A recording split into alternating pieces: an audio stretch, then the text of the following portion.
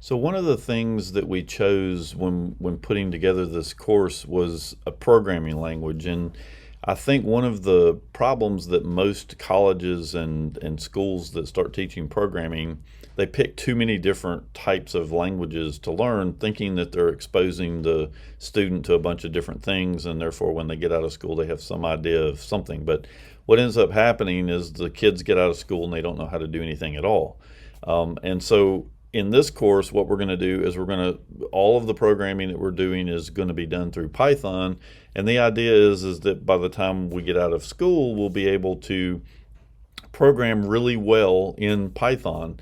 And one nice thing about programming is that it is very easy to pick up a new programming language. So once you get really good at one programming language, you can learn another programming language pretty quickly. It's not like a language where you're learning English and then learning Spanish. Doing that kind of thing is very difficult. But going from one programming language like C, for example, and then moving into Python or moving into Golang, they're very easy to pick up. You just basically learn the new syntax, but all the logic and the things that go along with that programming language are all the same. So we're going to be sticking with Python throughout this entire course. And so the question is what is Python and how are we going to be using it? And so to get started, we will go to python.org and download the version of Python that goes with our operating system. And we will have some individual videos on how to do that exactly. But when you download the latest version of Python, you're going to get a program called Idle.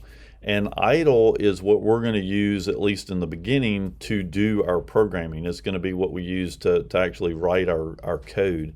Eventually, you may end up learning a new editor or a development environment that you like better than Idle. I, for example, program all of my programming in what's called the VI editor, and it's a really powerful editor that once you learn it's a little difficult to learn, but once you learn it, you can do a lot of things really quickly that you really can't do in most of the other editors. But we won't mess with that right now. Right now, we're going to stick with Idle, and we're going to go through just a few examples. So right now, I have started Idle up. You know you're in the Idle window when you see the three arrows, the three greater than signs here.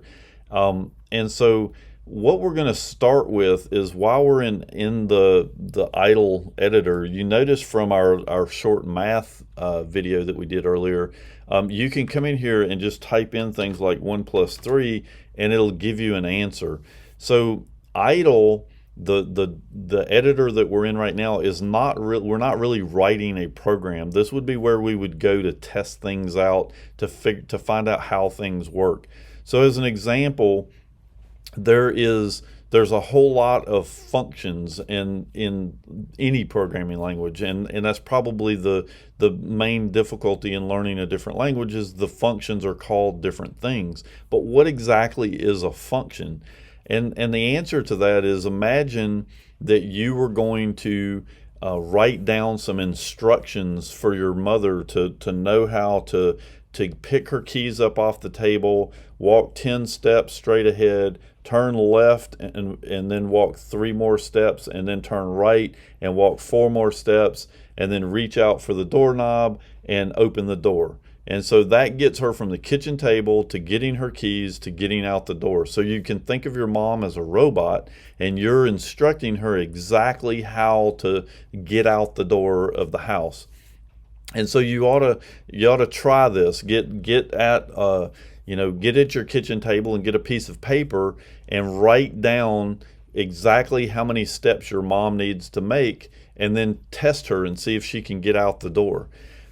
The thing is that piece of paper with all of your instructions on it, it would be a lot easier in the morning once your mom has read through the instructions and she knows exactly how to get out the door. It would be much easier if you could just say, "Mom, go out the door," instead of sitting and reading all these instructions to her.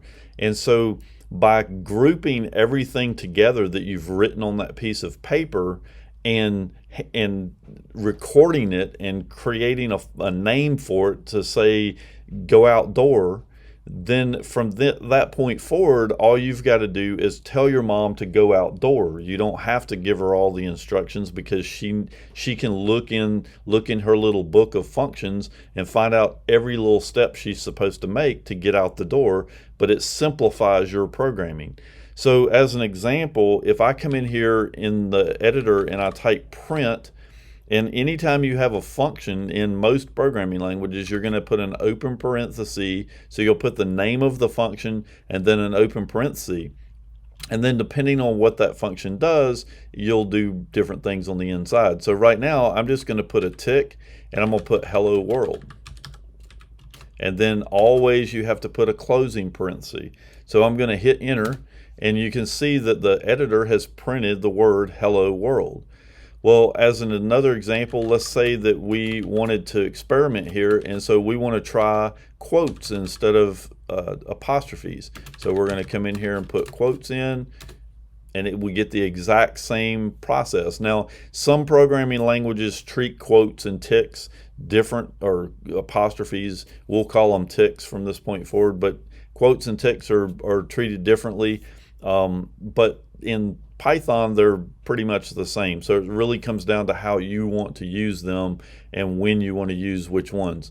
Now, as an example, if I was going to print a text, and let's say he's going to the store, well, at that point, if I type in he's going to the store, you can see that I have a little bit of a problem, and the editor is already telling me that I have a problem.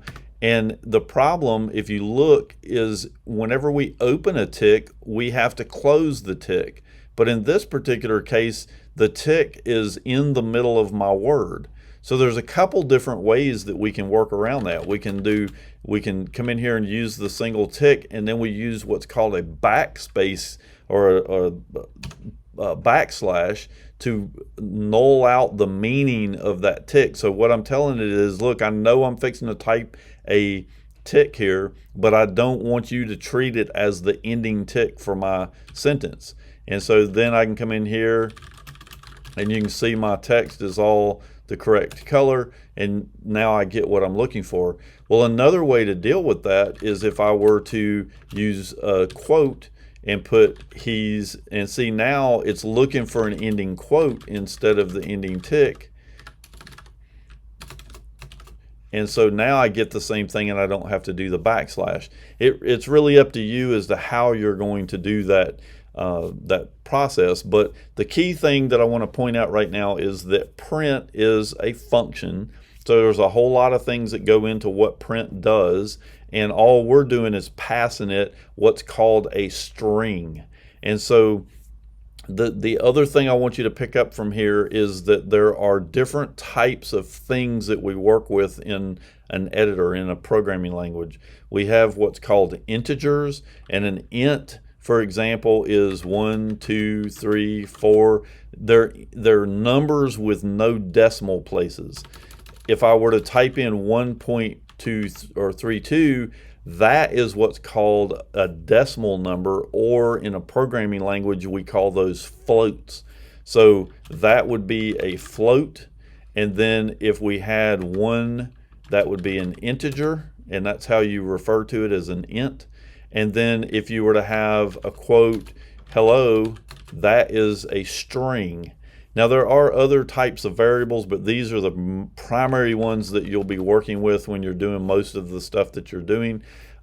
So it's just important to understand what an integer is, an int, a decimal value, a float, and a string, so that we know what type of things that we can put into those particular values.